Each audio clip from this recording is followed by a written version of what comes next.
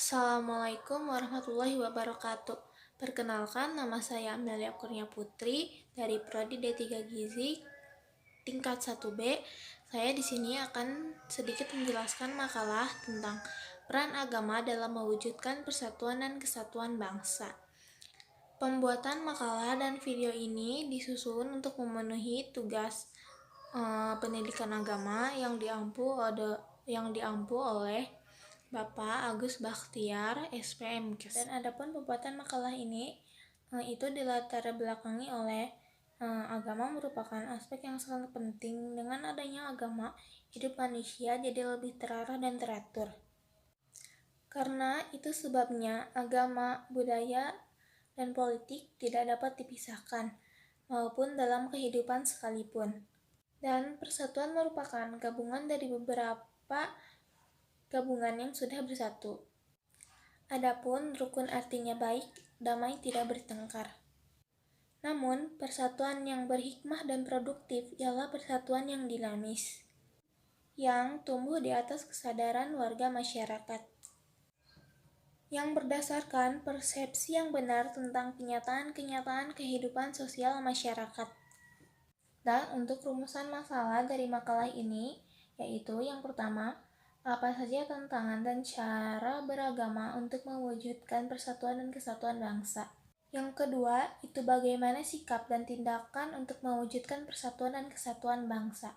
Dan yang ketiga, itu ada ayat dan hadis yang menjadi rujukan untuk mengedepankan persatuan beragama dalam mewujudkan persatuan dan kesatuan bangsa. Dan yang keempat, yaitu bagaimana sikap ahli gizi mengaplikasikan hal tersebut di dalam kehidupan. Lalu, selain dengan rumusan masalah di atas, makalah ini disusun dengan tujuan untuk mengetahui dan mendeskripsikan. Adapun pembahasan dari makalah ini itu adalah yang pertama, tentang tantangan beragama dalam mewujudkan persatuan dan kesatuan bangsa. Di sini dijelaskan, masyarakat Indonesia adalah masyarakat yang plural. Hal ini dapat dilihat dari keberagaman suku bangsa, bahasa lokal, agama, adat, dan budaya yang ada. Masyarakat majemuk adalah masyarakat yang terwujud karena komuniti suku bangsa yang telah secara langsung atau tidak langsung dipaksa untuk bersatu di bawah kekuasaan sebuah sistem nasional.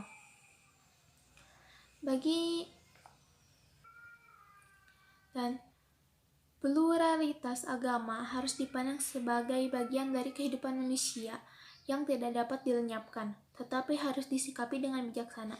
Pluralitas agama, budaya, dan etnik masyarakat Indonesia pada satu sisi berpotensi melahirkan benturan, konflik kekerasan, dan sikap anarkis terhadap penganut agama lain. Akan tetapi, pada sisi yang lain, agama adalah wahana pemersatu bangsa.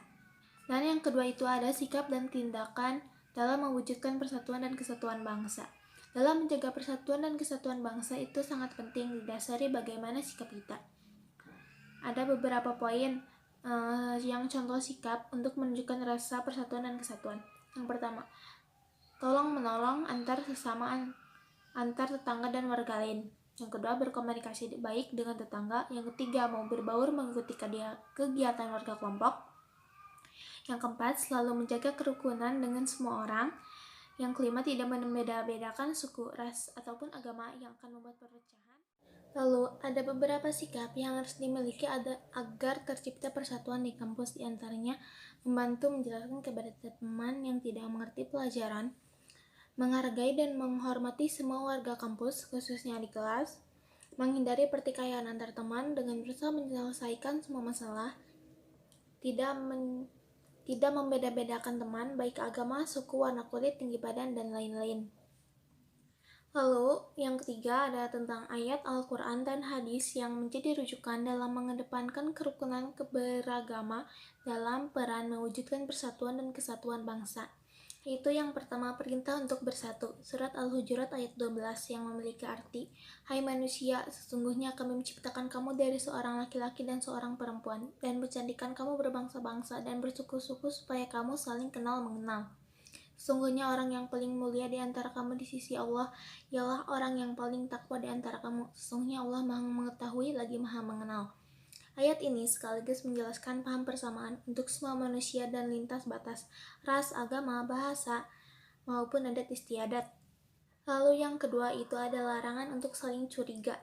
Surat Al-Hujurat ayat 13 yang memiliki arti, hai orang-orang beriman, jauhilah kebanyakan prasangka, karena sebagian dari prasangka itu dosa. Dan janganlah mencari-cari keburukan orang lain, dan janganlah menggunjingkan satu sama lain. Adakah seorang di antara kamu yang suka memakan daging saudaranya yang sudah mati? Maka tentulah kamu merasa jijik kepadanya. Dan bertakwalah kepada Allah. Sesungguhnya Allah Maha menerima taubat lagi Maha penyayang. Lalu yang keempat atau yang terakhir itu adalah ada sikap sebagai seorang ahli gizi mengaplikasikan hal tersebut dalam kehidupan. Yang pertama, di dalam keluarga.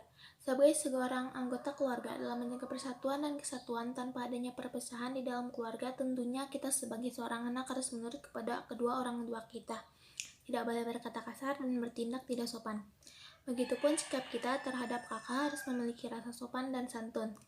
Dan kepada adik harus memberikan contoh yang baik. Dan di dalam tempat perkuliahan, sebagai seorang mahasiswa, sikap kita di tempat perkuliahan tentunya menjaga persatuan dan kesatuan kita. Kita harus bisa menghormati dosen-dosen yang ada, selalu melaksanakan tugas-tugasnya dan bersikap sopan. Terhadap kakak tingkat bersikap sopan dan tidak sembrono, dan kepada adik tingkat juga memberikan contoh-contoh yang baik dan saling merangkul terhadap kebaikan. Untuk di tempat kerja, sebagai seorang ahli gizi, memantapkan fungsi dan peran kedudukan kita sebagai seorang ahli gizi yang berjiwa persatuan moral dan etika dalam penyelenggaraan tugas, serta mengupayakan segala sesuatu yang terjadi di tempat kerja tidak bertentangan dengan moral agama. Itu dengan meningkatkan peran dan fungsi lembaga-lembaga yang bergerak di bidang kesehatan, khususnya gizi, dalam ikut mengatasi dampak perubahan yang terjadi dalam semua aspek permasalahan masyarakat. Lalu yang terakhir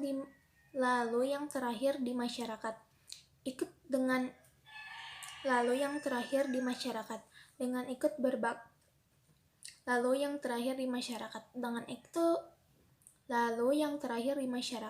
Dengan ikut berbakti kepada masyarakat, dengan memberikan pelayanan yang sesuai dengan apa yang dibutuhkan oleh masyarakat, dengan memberikan pelayanan yang baik, benar, dan sungguh-sungguh dengan mengedepankan kualitas layanan dan juga etika dan moral yang sesuai telah diajarkan oleh agama.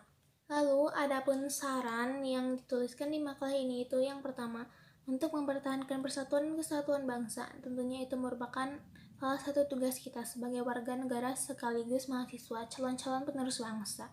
Kita harus bisa memberikan sikap yang baik seperti salah satu yang sudah dicontohkan di atas. Dan kita sebagai seorang ahli gizi pun demikian, maupun di dalam keluarga, di ada perkuliahan, di tempat kerja maupun di masyarakat, yang tentunya yang sesuai dengan yang diajarkan oleh agama kita. Lalu yang kedua, untuk para generasi penerus diharapkan untuk bisa memberikan juga contoh sikap yang baik untuk menjaga persatuan dan kesatuan bangsa. Jangan hanya acuh tak acuh terhadap persatuan dan kesatuan, karena ini merupakan hal yang sangat penting untuk dijaga oleh kita semua. Dan mungkin cukup sekian yang bisa saya sampaikan. Kurang dan lebihnya mohon maaf. Wabillahi taufiq wal hidayah. Wassalamualaikum warahmatullahi wabarakatuh.